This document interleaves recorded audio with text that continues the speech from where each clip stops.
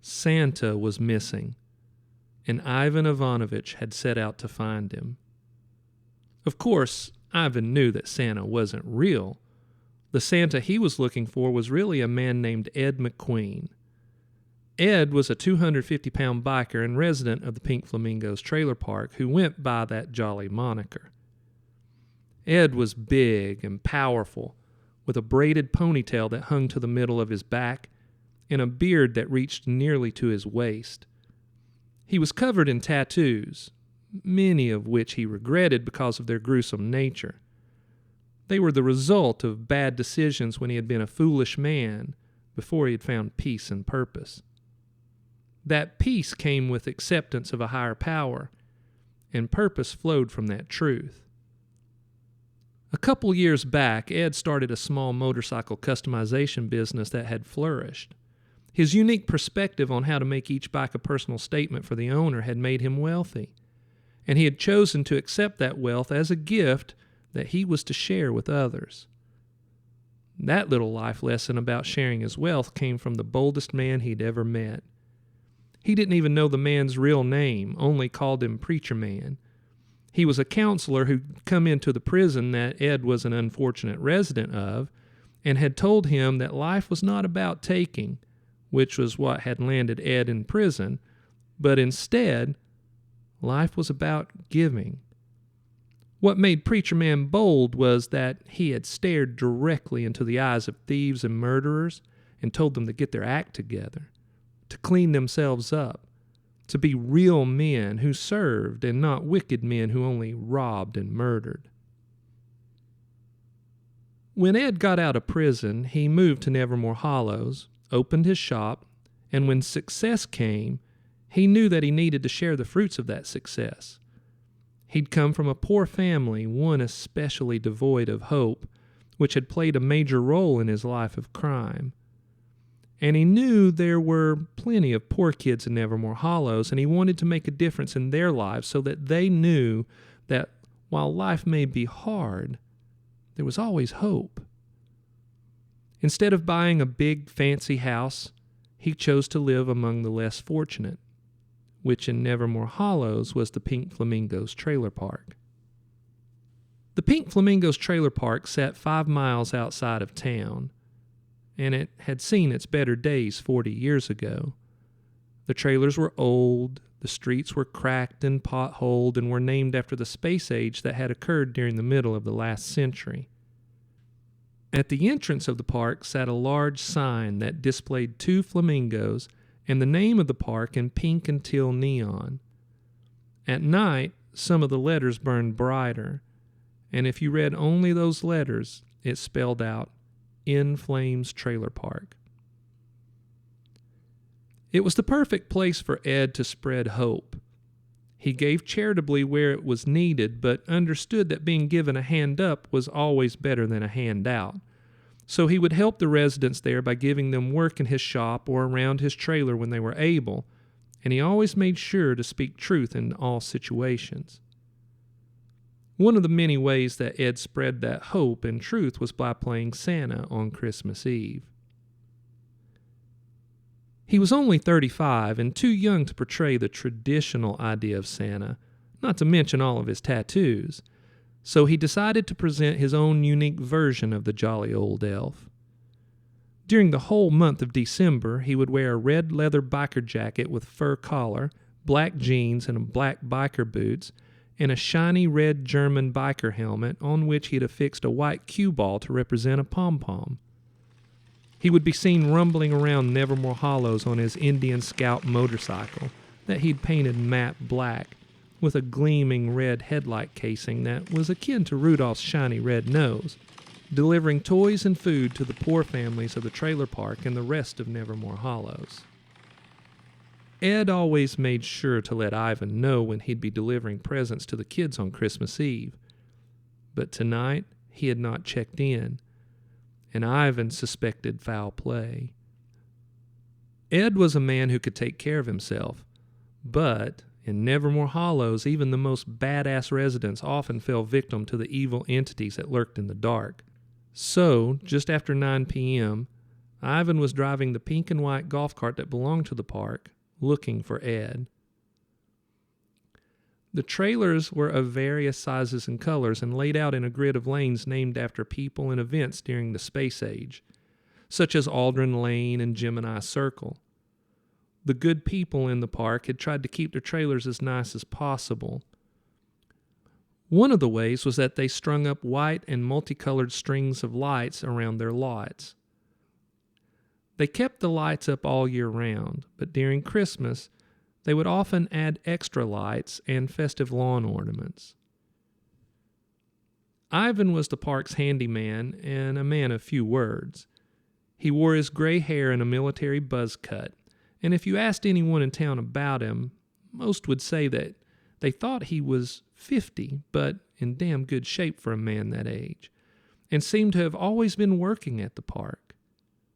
Beyond that, nobody knew anything about him, and Ivan liked it that way.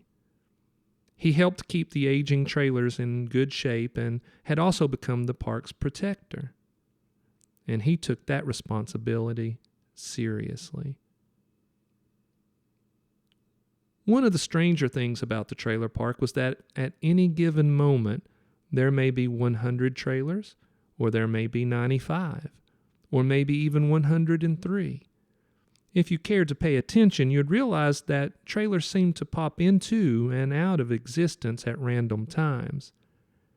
Ivan tried to keep track to distinguish a pattern, but he was unable to discern any.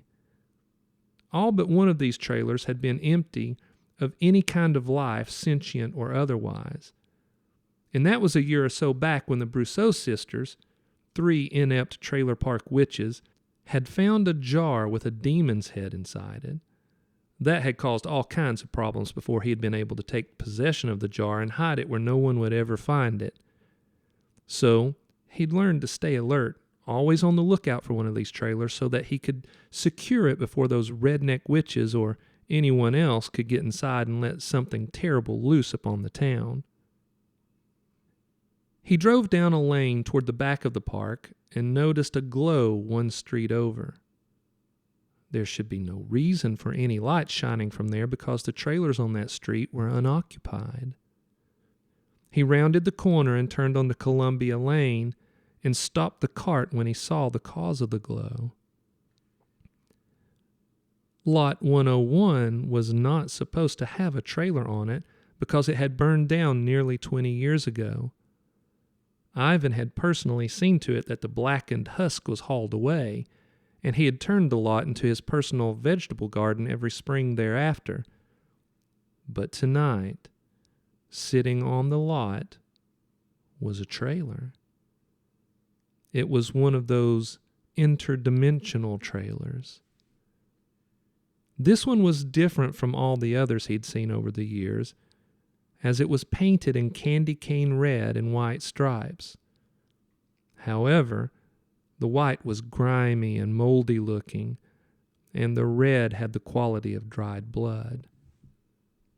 The glow came from 2 sources. The first from a sickly yellow light from inside the trailer. He would not be able to peek inside the dirty windows because they appeared to be iced over. There was also a string of multicolored Christmas lights strung up along the eaves of the trailer. Many of the bulbs were broken, and the others flickered on and off, causing the shadows on the lot to writhe and dance as if in worship to some dark god. The whole trailer had a cloud of mist rising from it, as if it had been transported from a much colder climate than that of Nevermore Hollows, which was a coastal town. Parked in front of this strange trailer was Ed's Indian Scout. Ivan sat quietly for a moment, surveilling the trailer and the lots around it to make sure it was safe. He put the cart in gear and drove over and parked next to the Scout. The temperature in Nevermore Hollows was 55 degrees, but the lot the trailer sat on was much colder, giving Ivan a shiver. He exited the cart, grabbed his shotgun from behind the seat, and walked across the lawn. With each step, the cold got more profound. By the time he made it to the steps of the front door, his breath billowed out in white clouds, and he felt the chill all the way down to his bones. If he were to guess, he would say that the temperature was at least 30 degrees colder than the street. He glanced around to make sure he was still alone and that there were no threats. It was clear. He slowly, quietly walked up the steps to the front door. The small window set in the door was frosted over with ice, and he could see only the sick yellow glow coming from inside. He touched the doorknob. It was as if he'd grabbed a ball of ice. He twisted and gave the door a push. He brought the shotgun up to bear as he glanced inside. The trailer was laid out like all the others, with a living room directly in front of him, which opened onto a kitchen area directly across from the front door. A hallway led off to the left, which likely led to 2 small bedrooms, and a hallway led off to the right that would probably end up at the master bedroom. The living room looked as if it had been the scene of some epic battle. The coffee table was smashed, the small sofa had been ripped open and the stuffing thrown about, and there were holes in the paneling, and blood covered everything. There was an ancient-looking television sitting against the wall. It was on, and even though the screen had been shattered, Ivan could see that a movie was playing. It was in black and white, and the characters were not human. They looked alien, deformed, and spoke English in hungry, guttural tones. And after a moment, he realized that it was a scene-by-scene recreation of It's a Wonderful Life. Somehow, it seemed blasphemous, an abomination of the beloved original classic. He unsuccessfully tried to repress a shiver. He stepped through the door, and that's when he was able to see beyond the overturned couch. There was a body there, dressed as Santa. It wasn't Ed. This guy was much older, fat where Ed was stout.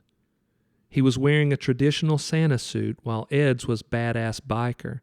And of course, Ivan could tell it wasn't Ed because this man's head had been removed and put on the mantel above the old gas fireplace set in the wall. The man's eyes and mouth were open, as if he had just been given a surprising gift. Blood tainted his white beard and the pom-pom that hung from the tip of his Santa hat. Ivan carefully stepped over the body and shot a glance down the left hallway. Another dead Santa lay on the floor. His right hand was missing, and his stomach had been ripped open. Ivan glanced to the right. Only parts of a Santa this time. An arm, a stump of leg sticking up from a cheap black boot, and what looked to be an ear. But there was light coming from the master bedroom. Ivan crept down the hallway, stepped over the bloody Santa parts, and took a quick look through the open door to his left. It was the bathroom. There was a nightlight plugged into the wall, and the feeble light bled into the tub. The rest of the Santa from the hallway was there. His skull looked like it had been squeezed in a vise, and gore spilled into the tub. Ivan grimaced, backed out of the bathroom, shot a glance behind him, back to the living room and down the hallway toward the spare bedrooms. It was clear. He moved further down the hallway toward the master bedroom. The door was slightly ajar, allowing yellow light to infect the gloomy hallway. He stepped up and peeked through the crack. The bedroom looked like a slaughterhouse. Blood was everywhere. There were the body parts of at least 3 more Santas. None of them were Ed. Other than that, The room was clear. Ivan turned and headed back to the living room. He glanced into the kitchen and noticed that the door leading out to the back was not fully closed. He'd missed that earlier. There was a head lying on the kitchen floor. It was gray-skinned with large bug-like eyes and a small mouth. It also had a Santa hat pulled down over its forehead. Ivan stepped over it and moved toward the kitchen window. He glanced out onto the back lawn. In the wash of the flickering, multicolored Christmas lights was Ed. He looked as if he'd fought 10 hard rounds with Mike Tyson. One eye was completely swollen shut. His lower lip was split and would need stitches. His nose was broken and blood poured down his face. He had a metal candy cane about the length and girth of a baseball bat that must have been used as a yard ornament. He was using it as a weapon, holding it by the crook, the other end pointed out. What Ivan saw standing in front of Ed was so surprising that he had a moment of difficulty wrapping his mind around the scene. It was another Santa, but this one was massive, easily 7 feet tall, with muscled arms and powerful legs. His outfit was more a uniform than a traditional Santa outfit. He was clearly a warrior. He stood in front of Ed, a confident grin on his face. Ivan saw that he had fangs like that of a wolf. Ivan could also see that he'd received a few bruises of his own and had been stabbed in the left thigh. Ivan saw the blood on the tip of Ed's metal candy cane and surmised that Ed had put up a damn good fight. "You've seen what I did to those other Santas. I tore them apart with my bare hands." Ed gave his own grin, though it was lopsided due to the split lip and swollen cheek. "Yeah, well, obviously, I'm a bit tougher." Ivan pushed the door open and stepped out onto the small deck. He leveled the shotgun at Santa. "What's going on here?" Santa cut his eyes at Ivan. He saw the shotgun and seemed to dismiss it. "I am Santa, but not from this dimension. I got stuck in that damn trailer when it popped into my universe." "Why all the dead bodies?" Ivan asked. Santa seemed confused at the question. "They were posers, weaklings, unworthy." Ed spat a wad of blood onto the ground. "What the hell kind of Santa are you? You're supposed to be jolly and deliver presents to the children of the world."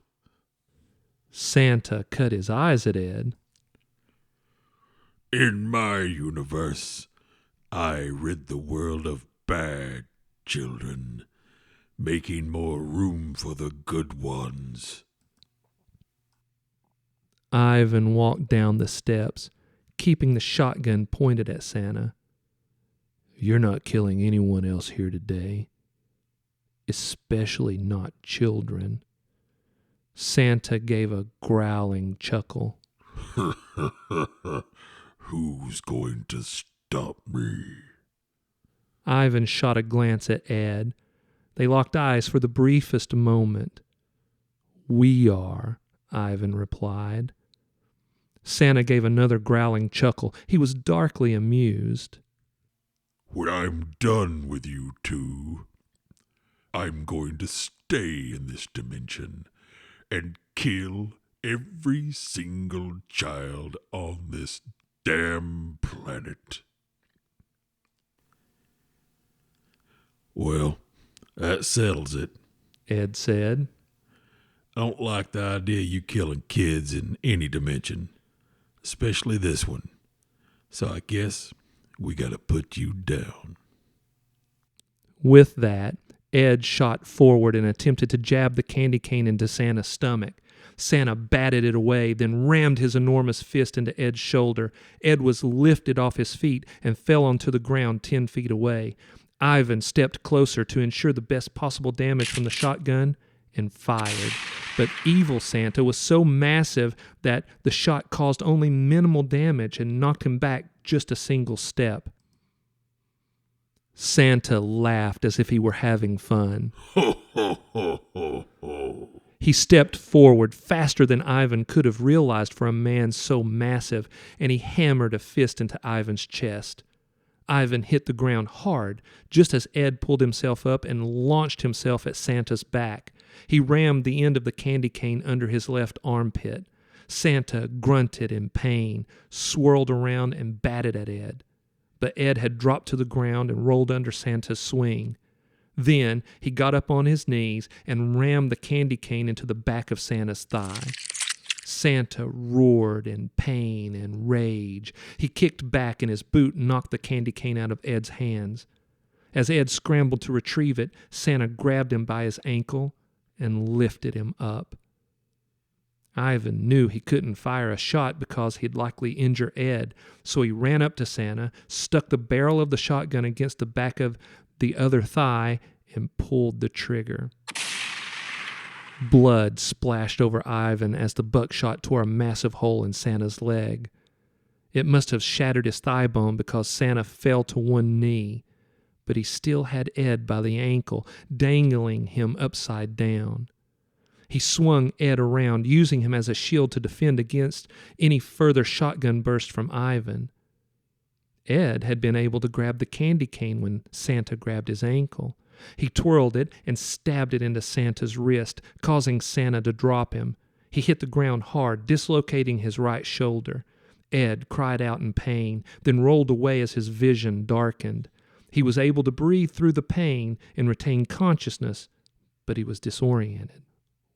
With Santa resting his weight on his one good knee, his head was low enough that Ivan saw his opportunity to shoot the monster in his head. He brought up the gun, but Santa grabbed it with his good hand and wrenched it from Ivan. He tossed it away, then smacked Ivan with such force that he was thrown across the lawn. He was not conscious as he flew through the air, but when he hit the ground, it jarred him awake. He pushed himself up onto all fours, his vision blurry. He saw over Santa's shoulder that Ed was on his feet. He used his fist and pounded his dislocated shoulder back into place. Then Ed picked up the candy cane and ran up behind Santa. He raised the candy cane high, and Ivan saw that he intended to stab it into the back of Santa's head. Ivan wanted to keep Santa's focus away from Ed, so he pushed himself up and scrambled for the shotgun. Santa reached out to stop Ivan, which was exactly Ivan's plan. Santa knocked Ivan away from the shotgun and didn't see Ed running up behind him until it was too late. Santa turned to engage Ed, but when he did, Ed drove the end of the candy cane into Santa's forehead. It sunk deep. Santa went rigid, tried to speak, then fell heavily backward onto the ground. There can be only one, bitch, Ed said triumphantly. Ivan was so rattled by the blows he had taken that it took him a moment to realize what Ed had said. When it sunk in, he asked, "Did you just quote Highlander?" Ed stood over Santa's body, breathing hard. The metal candy cane stuck jauntily up in the air from Santa's forehead. He looked over at Ivan and shrugged his one good shoulder. Seemed appropriate. Suddenly, behind them, there was a low crackling sound, and the trailer blinked out of existence. The two men stood silently over the giant Santa's body for a moment, catching their breath and reflecting on what had just happened. The fact that you and I just killed evil Santa from Dimension X doesn't seem to faze you, Ivan. Ivan was a man of few words, which meant that when he did speak, his words carried power. Things like this happen often around here, Ed. Ed considered that in silence for a long moment. Then, He said he killed bad children in his dimension. That must be a dark place to live. aren't they all? Ivan said. There's no telling how many kids we've saved by killing this bastard. There was another long silence as they considered the implications of their actions. We did a good thing. I have no remorse. He was evil. Besides, all children, whether they be good or bad, deserve grace, especially on Christmas Eve. Ivan gave a rare smile. He already liked Ed, but now there was a deeper appreciation for the man. Let's get this cleaned up. And if you don't mind, I'd like to help you deliver all those presents tonight. Ed gave a smile. Ivan could see he was missing a tooth. I'd like that a lot, Ivan. We might look like hell, but tonight we're going to bring the light.